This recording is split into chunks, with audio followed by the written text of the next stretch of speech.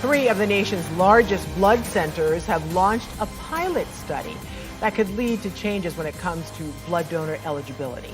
Yeah, previously, when donors filled out the survey before a donation, men who had been sexually active with other men in the last year were not allowed to donate. Morning anchor Kirsten O'Connor is talking to one of the participants in the study that's getting results for your health. Something I never thought of before. Scott Moritz-Tatechoi is part of the first ever study aimed at changing the rules to allow more gay and bisexual men to donate blood.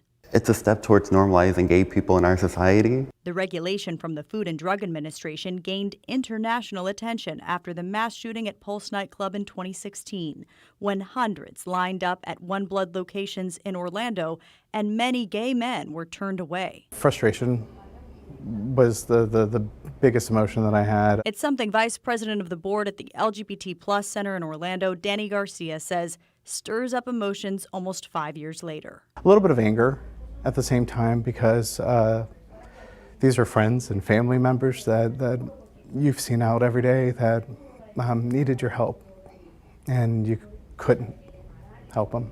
Previously, gay men had to wait 12 months from their last sexual encounter. But during the pandemic, the FDA changed the restriction from 12 to 3 months. It took a global pandemic to change the regulations, but there weren't any changes almost 5 years ago.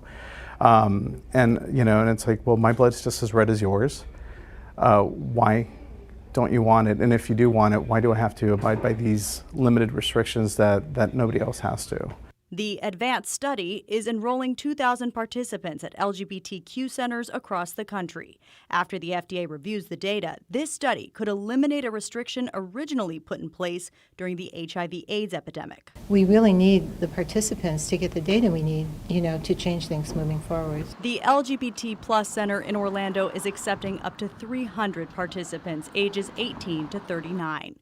Moritz-Tatechoi says it's doing his part. It's a small step, but it's a step in the right direction to making, gay people just another person in the room. Getting results for your health. Kirsten O'Connor, News 6. If you're interested in being a part of the study, you can make an appointment at advancedstudy.org. We've also posted a link in this story at clickorlando.com. Just look for the Getting Results section on the top of the homepage, then click on Getting Results for your health.